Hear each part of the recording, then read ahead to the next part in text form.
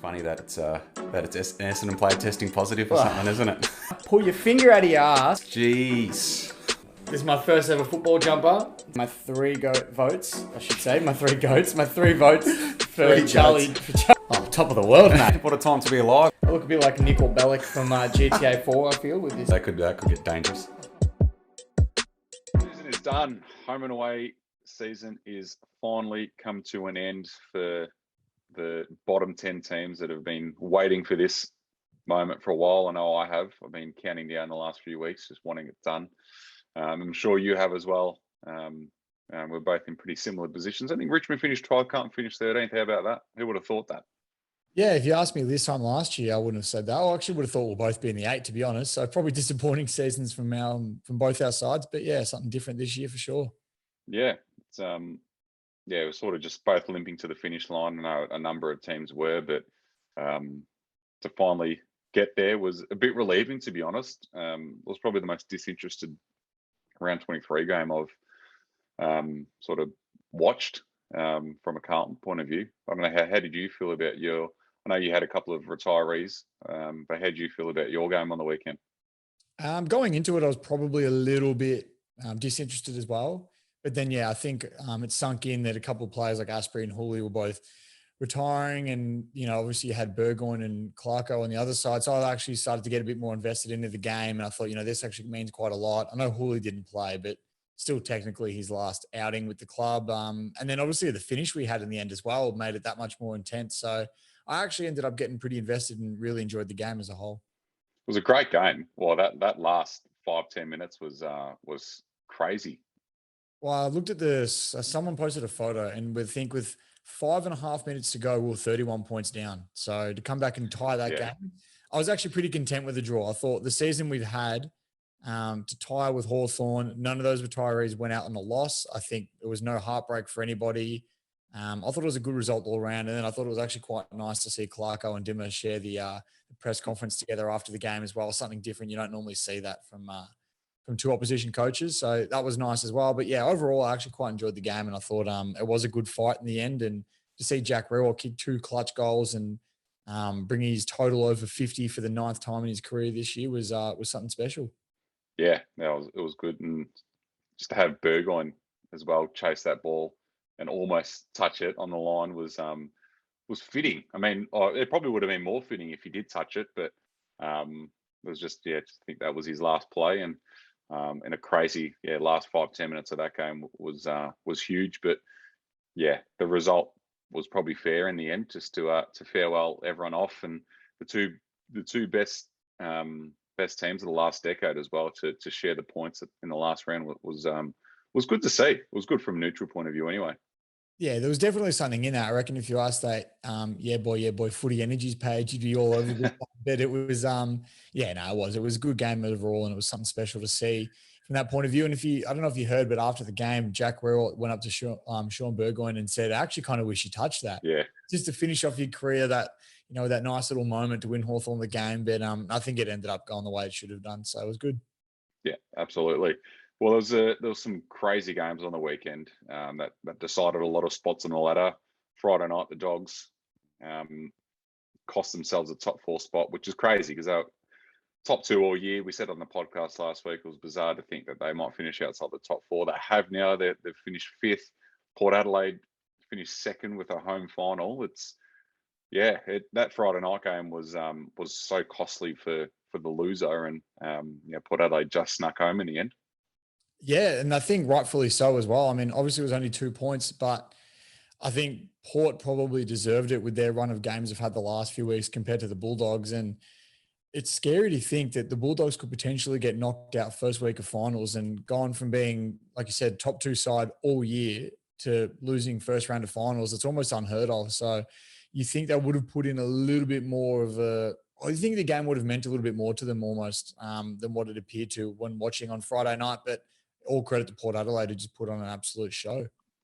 Yeah, absolutely. They've been huge the last 6 weeks. Probably the most informed team in it.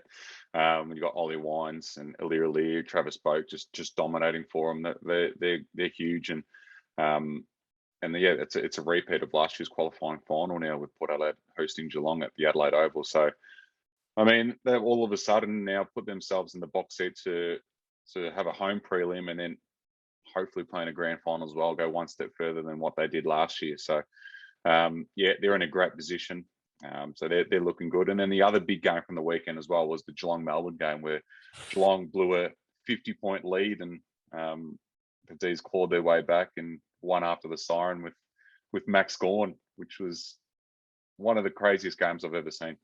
I've never found myself supporting another team so hard. It couldn't have happened to a better side than Geelong to lose a margin like that. And let me tell you, I don't know why, but for whatever reason, I've always had this little resentment towards the D's, and I'm not sure what it is because they've suffered the last 50 years or so. So I'm not sure why I don't like them, but I'm all on the D's bandwagon heading into finals now. After that performance and that fight back, and then Petrarca in the press conference tearing up, talking about how emotional it was, winning the minor premiership, being a really good chance at winning the flag this year as well. And you can see how much it means to the club. And they've got a 54-year premiership drought. Like it would just be perfect for them to win it this year, wouldn't it? Apart from the fact that it probably won't be in Melbourne. None of the fans can be there. But that was unreal from them. And Geelong probably have some questions to start asking themselves as well, because they've got Port Adelaide this week, as you mentioned, and their run with elimination finals isn't fantastic. And to blow a lead like that is probably very concerning.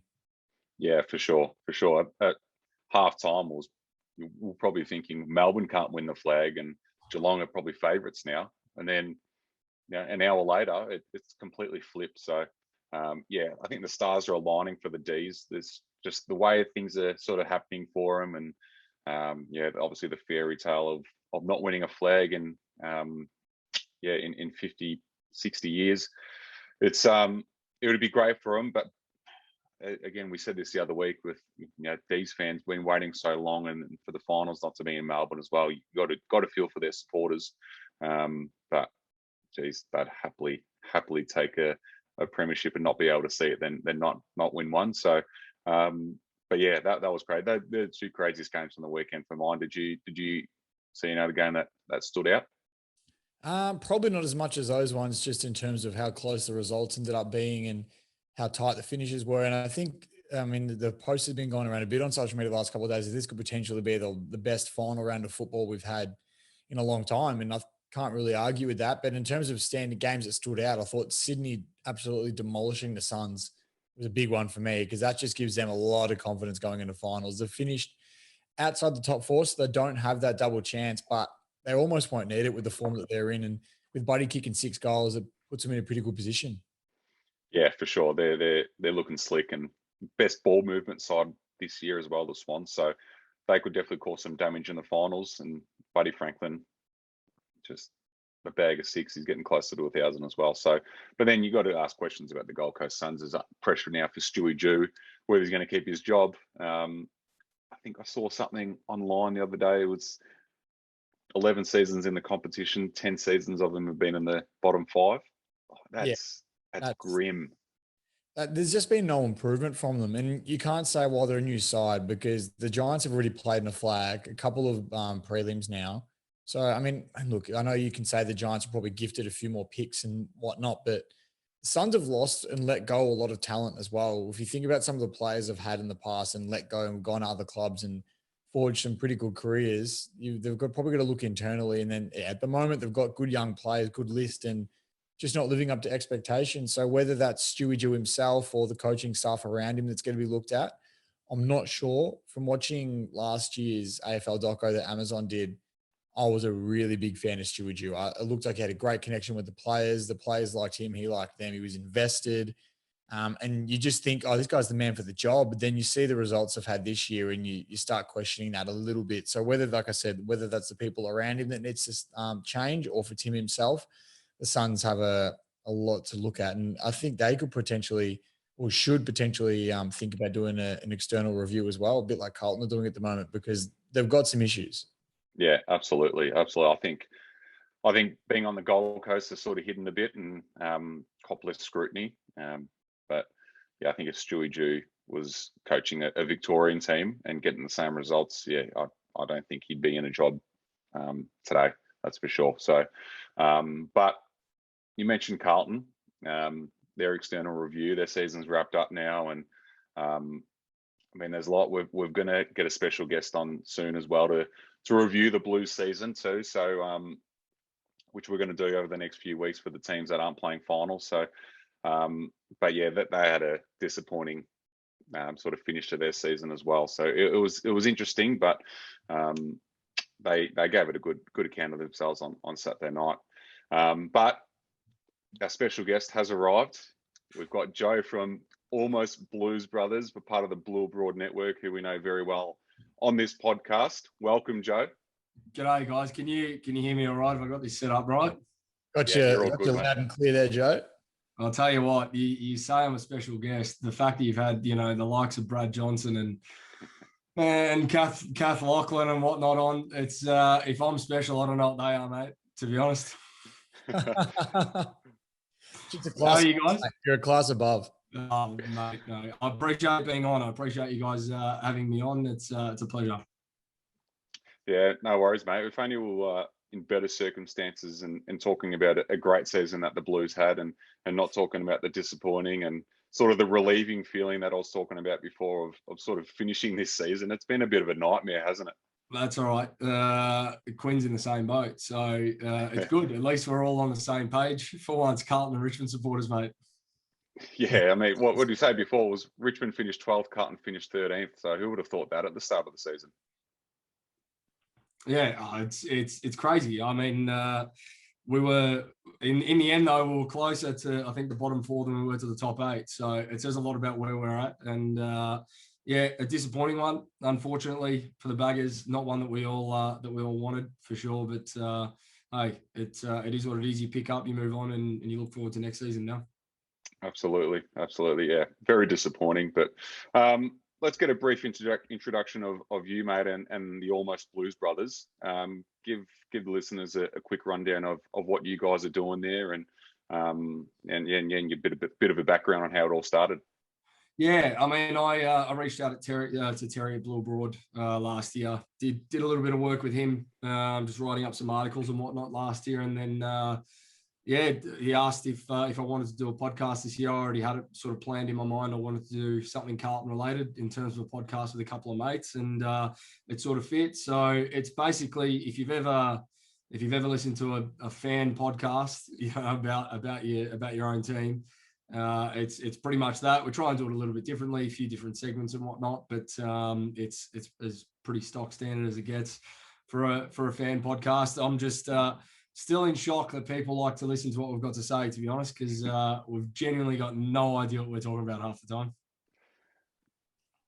It's the same as us, mate. Don't worry about that. If you think you don't know what's going on, you should have a listen to a couple of our episodes, mate. We're clueless, so don't worry about it. No, you guys have got this absolutely rolling at the moment, absolutely rolling. But yeah, that's it. Every Tuesday we've done 31 episodes, episode 32 Tuesday morning. So tomorrow morning, 6 a.m., wherever you get your podcasts, and we'll be reviewing the last round of the season, and then we don't stop for off season. We've got draft, trade, all of that sort of thing coming up. So yeah, it's gonna be exciting. The off season is, as you'd know, it's Carlton's season essentially. That's where we shine. Exactly right, mate. Exactly right. And this off season in particular as well, I think is probably the most important in the club's history. To be honest, like if we stuff this up, geez, where to from here? This coaching appointment, whatever's going to happen. There's talk now that Teague might stay, so who knows? But yeah, what are your thoughts on what's going on with the club recently in terms of the board, the coaching? What are your thoughts on it? Yeah, look, I mean, it's a bit harsh on Teague. 21 out of, 50 wins? And then you consider that we haven't won 8 games since, I think, 2013. So he's our most winning coach since over the past 8 years, across 2 COVID-affected seasons, and this year the second longest injury list in the AFL for games missed, just behind St Kilda. So, he's taken a team that won 2 games in 2018 out of 22, and then 1 from their first 11 in 2013, and we're competitive. So, how much can you ask of the bloke? We're never going to win a flag this year. I think anyone thinking that we were going to win a flag was kidding themselves. I think he just needs a fair crack at it. He was given a 3-year contract. I'm still optimistic they let him at least try and see that out and give him a KPI next year internally to be 7-4 after the first 11 rounds, for instance, or 8-3. So that's they're my overall thoughts. They haven't really changed throughout the year. They're certainly not changing now. I did hear a little bit of that chatter today that he may actually stick around, especially if Clarko doesn't commit, or if Clarko shows that he's just not in for it. See what the review says. He's had a review hanging over his head as well for half the season. I'm sure it's not an easy position to be coaching in. What were your thoughts on Teague's comments in the media the other day? I know I personally was a fan of them, how he said he was a bit disappointed the club didn't back him up. And then Eddie Betts said the same thing. Now, from a Carlton fan's perspective, do you like to hear that from the coach? Absolutely. And, a lot of fans are sort of saying, where was this earlier in the year? Why are we only seeing this now when essentially it looks like his job's dead and buried? And, it is something that we've asked for from Teague as fans. We want a bit more emotion. We want to see him fire up a bit. And from all reports internally, he does fire up at training. He fires up in the reviews and whatnot of their games. And we just haven't seen it in the public up until the last 2 or 3 weeks. And that's the biggest disappointment is that, maybe if he had been a bit more outspoken in the media and stuck up for himself earlier, maybe the perception of him would be a little bit different. But I'm rapt that he's sticking up for himself. I'm rapt that he's not just going to lay down based on, talk in the public that he's done. I think they only had their meetings today from what was reported, and he's got every right to stick up for himself the way that he has, and to even hold it over the club to say, as good as that comment was, the one that I liked even more was where he sort of called out the club that for the review to be announced in the media, it's that's not high performance, and I think the club's got a lot to work on outside of just sacking another head coach for the 4th or 5th time in the last 8 years. So I'm a big fan of it. Big fan.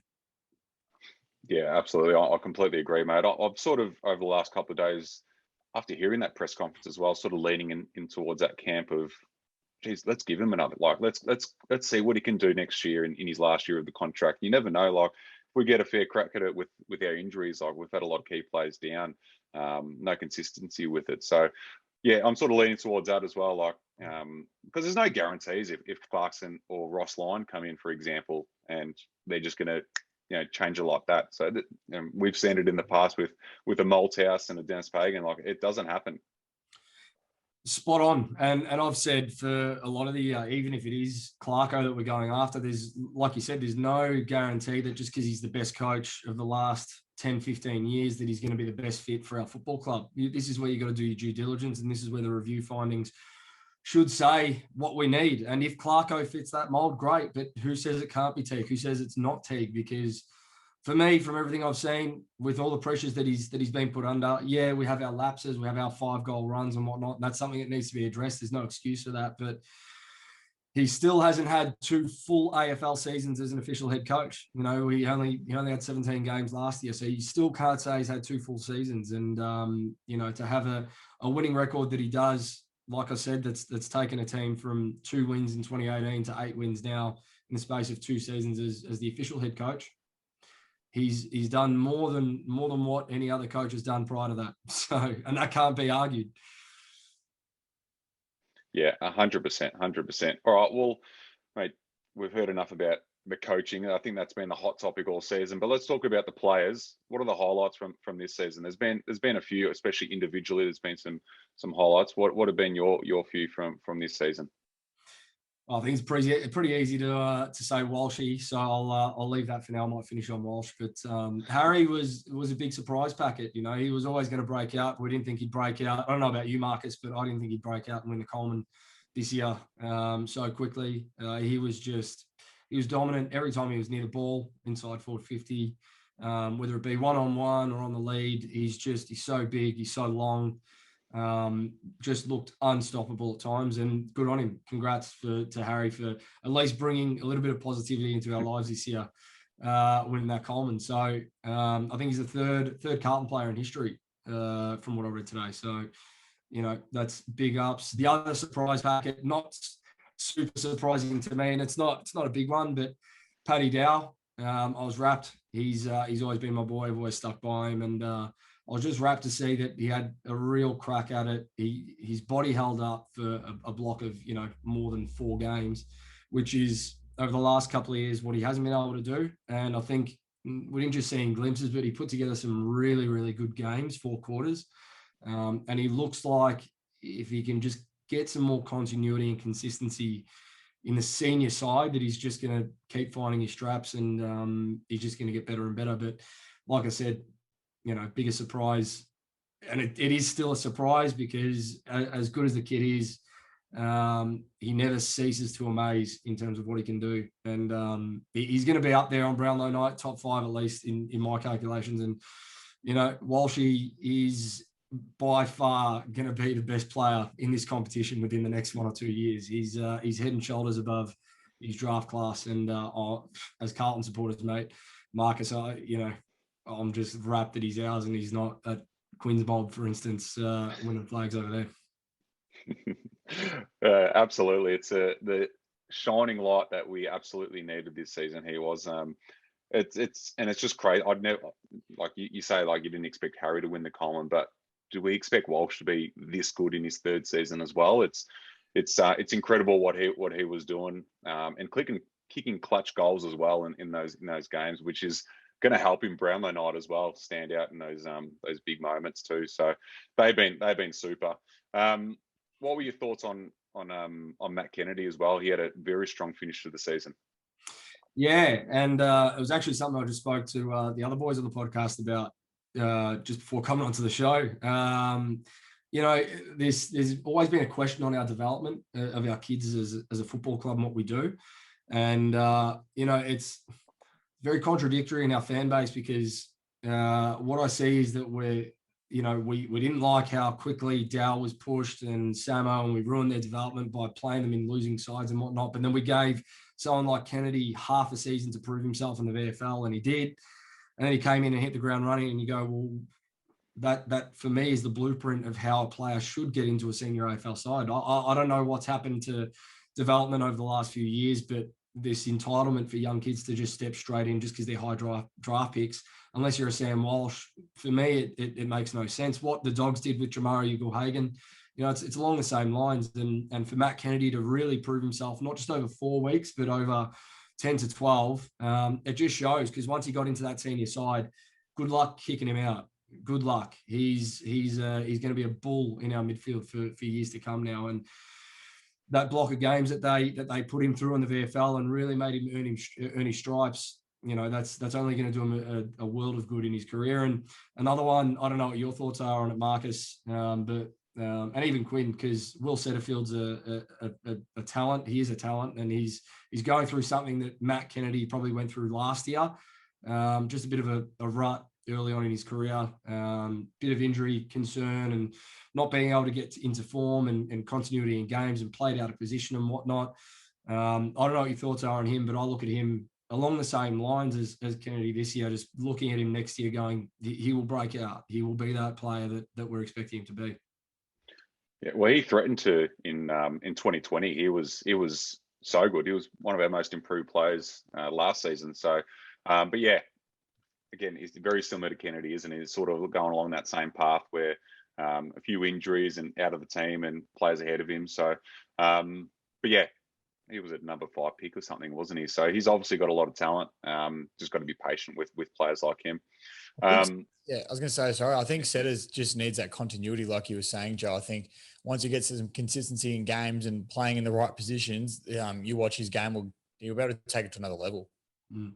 Yeah, for sure. Yeah, absolutely.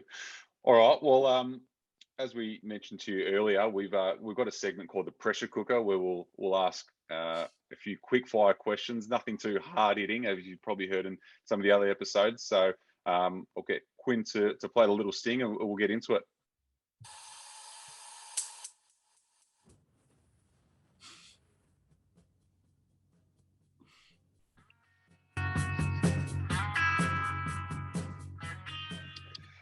Alrighty.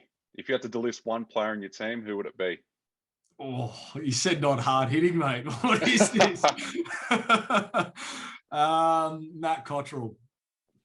Oh, that's a big one. If you could add one player from another list, who would it be? Quinton Narkle. Or Peter Laddams. Yeah, Laddams is a good one. Like it. Which team do you love beating the most? Essendon. Yes, good. I was hoping for that answer. We're all in the same camp with that one. And then last but not least, and I think I already know the answer to this one, but who is your favorite Pressure Point co-host? I'll say Marcus because of the Carlton affiliation. But Quinn, no, you do a brilliant job. That's I only answered that because I had to. I'm in the pressure cooker. That's right. Marcus picks and chooses his guests wisely for that question in particular. So don't worry, it's no hard feeling. Yeah, I reckon I'm winning now, Quinn. That's for sure. I think the tally's in my favour. Yeah, there's no coincidence there, mate.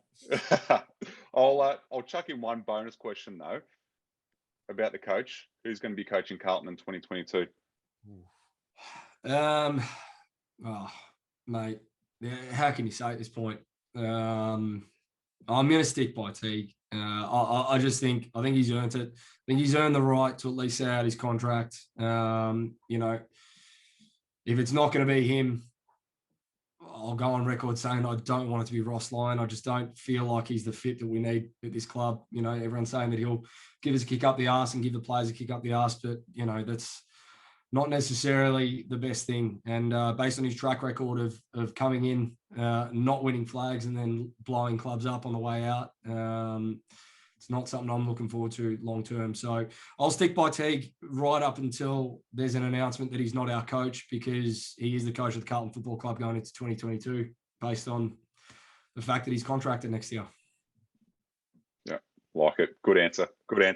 All right. Well, on that note, we'll leave it there. But no, really appreciate you coming on, Joe. We love your work at the Almost Blues Brothers, doing some great things, and looking forward to this week's episode as well. So thanks again for coming on. Really appreciate it, boys, and we'll be looking forward to getting you guys on as well. Maybe for round one, Quinn, in the lead up, we can put you through a bit of a pressure cooker, mate. We'll just hammer you for 45 minutes. Mate, absolutely, bring it on. I was saying to Marcus before the show, when you catch me listening to a few of your episodes, that you must be doing a good job over there, because I'm not a Carlton fan by any stretch. So absolutely looking forward to jumping on next year. Big compliment. Thank you very much, guys. Appreciate it. All right. Thanks, Joe. Take care. Geez, I got to stop letting you choose the pressure cooker guests, or just guests in general, I should say, that we put through the pressure cooker. So, mate, strategic, isn't it? And then the ones that you get on say me just to take the piss out of you. So it's a win-win. I can't win, honestly. I had to threaten the last person that chose me. Very good. But that was great. It was great. Some good insight on you. He'd give some good insight on the club and his thoughts on it. And obviously different to 90% of people out there, what they think about the coach. So did that change your tune on what's going on down at Carlton? No, well, Joe's actually got a pretty similar opinion to me. And you know this as well, I've been big on the Teague train all the way through. I haven't sort of wavered in saying that. I've always thought Teague should finish off his contract and be given a bit more of a chance, because I don't think he's quite been given the opportunity to show what him and the rest of the team are capable of, whether it's through injury or just hasn't been there long enough, a bit of both. So I didn't mind, I like that he agreed with me on that point. So that was something good. And yeah, it was refreshing just to hear somebody so passionate about, or I guess just wanting to see passion from the club. You get a lot of supporters at the moment who are quick to just sort of blow Teague off and say, that's the answer, get rid of him. But Joe's a lot more thought out in what he talks about. Yeah, no, he was fantastic. And for those out there, Carlton supporters, make sure you follow and listen to Almost Blues Brothers. They're doing some good things. All right, well, let's move on from the Blues, and that'll review them and put them to the side for a few months now, which is good. It's been a stressful year, so I'm glad we can sort of review them, get them out of the way, and just move on to just your general footy and talk finals as well. But this means let's move on. So I'm going to say, this means for me, no more Sunday night phone calls with you crying on the other end of the phone about the Blues performance in the Sunday twilight. So this is good for me as well. I don't know what you're talking about, mate. Oh, don't say that. Don't need to lie through your skin about that there. Moving on. Moving on. All right, Buddy Franklin, is he going to kick 1,000 goals? He's only he's only 8 away from that 1,000 goals. Can he do it? I think it depends on how well the rest of his teammates play, and in saying that, and that means can they win a final? I think if they win a final and give themselves a second chance, then he's every chance to kick 4 and 4 in the next. So, absolutely, I think is a big chance. Just depends how well Sydney can perform. It's ridiculous, and which we're going to touch on the All Australian squad after this, but he's in it, and if he gets in the All Australian team this season, he's going to break a record of most ever All Australian members, well, All Australian teams that a player in the history of the game's been a part of. So it's incredible what he's doing at his age and how many years he's been in the system. It's crazy. He's clearly one of the greatest to ever play the game, and we get to see him play in the final series again where he does his best work. Yeah, absolutely. And it's scary to think that, you look back 7 years ago or whenever it was, he signed that deal with the Swans and everyone thought, geez, that's a big contract. Like he won't finish off that contract. He'll be too old. The game will pass him. And he's just sticking it right up everybody that said that, because he's still, yeah, like you said, in flying form. And when you talk about the GOAT conversation in football, but if Buddy Franklin's not in that conversation, then you're an idiot. He's right up there. And like you said, finals, he does produce his best work. So obviously I'm in the Dustin Martin camp, but geez, Buddy ain't far behind in my books. Yeah, he's so good to watch. So good to watch. 6 on the weekend. It was fantastic. But we did mention the All Australian squad just before, and it did get announced only about an hour or so ago before we recorded tonight. Any surprises for you in there, or any surprises that got left out? I was about to say, none that are in there that surprised me so much, but the one that surprised me that was left out was Travis Boak, and I think that's probably the popular opinion. I'm not the only one that said that. I'm not sure if you agree with me as well, but yeah, I was definitely surprised that those guys, that he got left out. Sorry, yeah.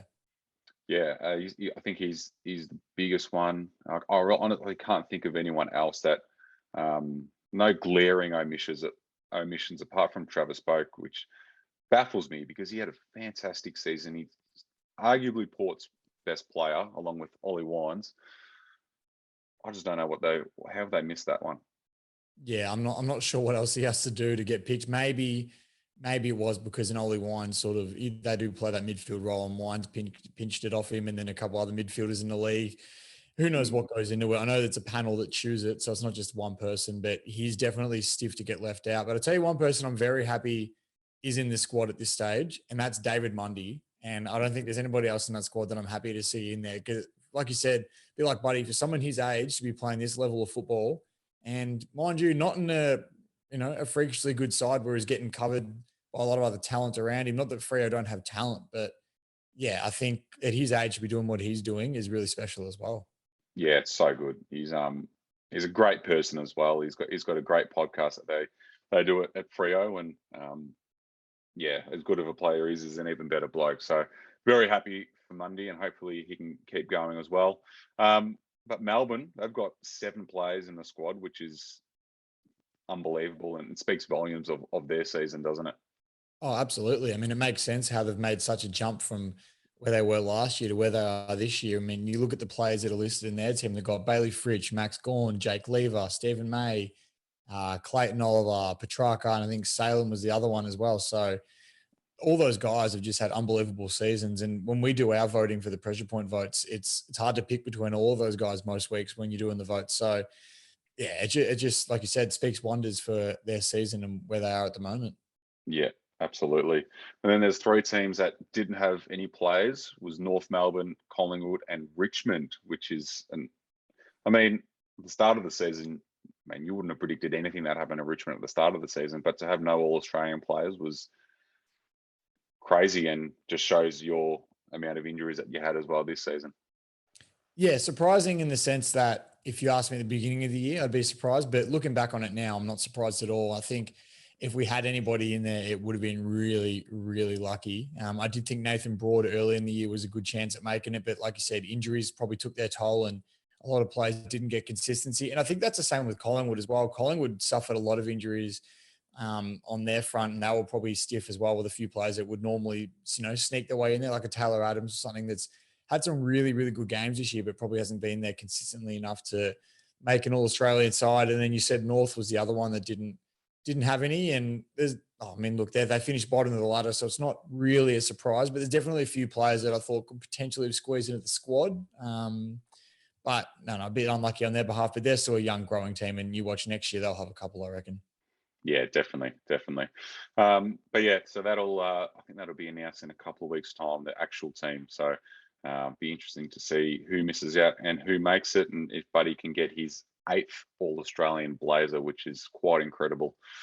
All right, well, let's move on. It's finals time. Let's preview week 1 of the finals, and there's no bye this season, which is fantastic from a footy fan's perspective. Anyway, we get straight into it. There's no break in momentum, and it all starts Friday night at the Adelaide Oval between Port Adelaide and Geelong.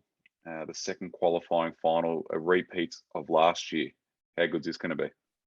This is huge. This is probably, it's up there with my favourite game or most anticipated game for the week of finals ahead. And it's massive. And Port have got a really big opportunity here. They had a great win last week to put them in this top 4 position to play against the Cats. And the Cats have a really shaky record in elimination finals. So everything's sort of pointing towards Port Adelaide winning this one at the moment. They're the favourites as well when you look at the sports bet odds. So everything's gone towards them. Home game, although Geelong did go over there and beat them earlier in the season. So Geelong can still get that win as well. But if you're going with a safe tip, well, not that there is one, but I'm going to say Port Adelaide get up for me. Yeah, I think Port Adelaide as well. Their form has been the best in the competition over the last 6 weeks. So they're coming in red hot, and I think they'll be too strong for Geelong in front of their what's the word to use for their home crowd? Passionate is probably the nicest way to put it. I don't think there's any way to describe that crowd. But one question I did want to ask about the Cats, and I heard someone mention this during the week about their performance against Melbourne last week, is do you think some of their older players are starting to get a little bit worn down now towards this end of the season? They've sort of had been beaten up a little bit throughout the year. It's been a tough season for everybody, especially Geelong with the older list that they've gotten. They just sort of looked a bit depleted towards the end of that Melbourne game, where Melbourne just clawed their way back from 40 points down. Do you think the age is starting to show, or do you think it was just a fluke that they let that one go?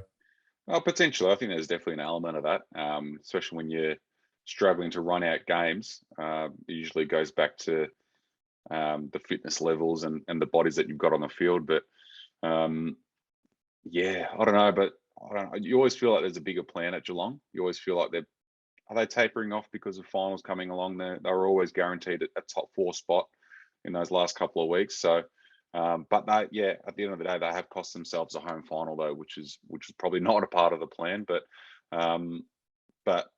there's no stopping Geelong coming out there and winning by 6 goals this Friday night either. So, it's going to be a fascinating final series. All up to see what they can do, because last offseason they traded hard and recruited hard to win a flag. So it's going to be interesting to see what they do. Yeah, absolutely. And I mean, they've really gone all out for this year. We've spoken about it plenty of times with the players that they've picked up. It's really now or never for Geelong. I mean, we said that last year, and then they went and got the recruits that they did. So they're obviously going all out to get the job done this year. And like you said, there's nothing to stop them from winning by 6 goals if they really wanted to. So it'll be a very, very good game Friday night. Yeah. All right, moving on to the second elimination final, on Saturday afternoon between Sydney and GWS. The Sydney, Battle of the Bridge, isn't it? Battle of the Bridge. Yeah. But they're playing in Tassie. So I wouldn't want to be in Sydney at the moment either if I was either of those sides. Exactly. First final in Tassie, which is great for the state, and let's see what show they can put on in their bid to get a team. But crazy though that this is the third time Sydney and GWS are going to meet in a final, and in the first week of finals as well. And Sydney haven't beaten the Giants in a final, so it's going to be a great contest, this one.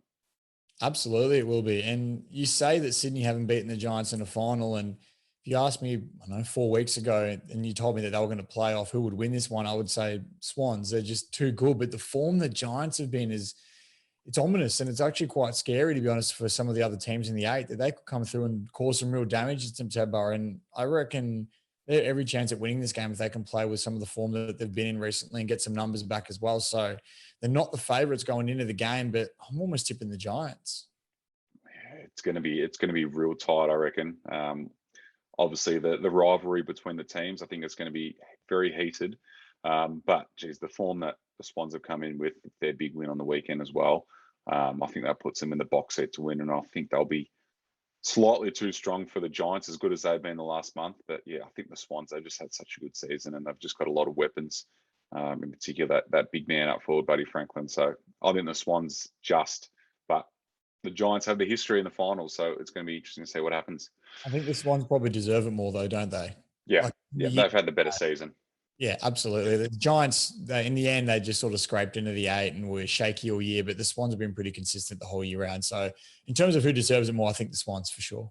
Yeah. Saturday night, we've got the first qualifying final between Melbourne and Brisbane at the Adelaide Oval. Unfortunately for Melbourne fans, they can't watch it at the MCG, but it's at the Adelaide Oval. Let's see how many Melbourne fans can sneak over the border and watch them. First time they've finished on top since 1964. It's a momentous occasion for them, and for Brisbane as well, who just snuck in the last 30 seconds on the weekend to finish 4th. So both teams, without their last 10-second, 30-second antics, they wouldn't be playing off together. No, and it's funny to think how football can work like that, isn't it? 30 seconds just changes everything. And now you got these two teams playing at Adelaide Oval instead of potentially, somewhere completely different. So big game. Obviously, this is massive. Melbourne obviously want to come out firing and try and get that first win of the final series and just, settle the nerves and probably let all the fans know, no, we're here to play. This is serious. When we didn't just win the home and away season, we're going to take it all the way now. And then same for Brisbane. They've been thereabouts for the last couple of years, and, to fall short a couple of times now, they'd be very disappointed. So they'll be just as heated, and both come off some incredible games, like you said. But I just think, like we mentioned before, all the stars are lining up for Melbourne just nicely. And I think they'll get the job done. Yep, absolutely. I think the D's as well. And then Sunday, we've got an elimination final on a Sunday for the first time since 2015, I think. Before the bye came in. And this one's also in Tassie. It's between Western Bulldogs and Essendon. Whew. I don't like what a game. I don't like Sunday elimination finals. I'm not. Oh, no, you don't. You've got a lot of PTSD from them, don't you? I'm not happy that this has been brought back, but this game is going to be a real serious battle. It's going to be a real serious battle. Essendon beat the Bulldogs only a couple of weeks ago. Bulldogs have lost, I think, their last 3 in a row now and just dropped out of the top 4, like we mentioned earlier. So they'll be breathing fire. Bombers will be wanting to break that infamous record that they've got for over 6,000 days without winning a final, which I know you and I are secretly hoping that they don't break again this year. However, they honestly deserve to win a final this year with the way that they've been playing, the way they've rebuilt so quickly and turn their season around, but their whole season's been pretty good. So it's a real tough one, but I don't think the Dogs are going to get exposed again like they did last time. And I reckon their experience will just get them over the line, and mutual venue as well. I think it'll help the Doggies a little bit. Yeah, definitely. I think they're too good of a team to bow out at this stage of the finals. They've had such a good season. And yeah, I think they'll be too strong. They're unlucky to lose to Port on the weekend as well. So as good as Essendon have been, especially the second half of the season, I think their fairy tale is going to come to an end this week against the Dogs down in Tassie.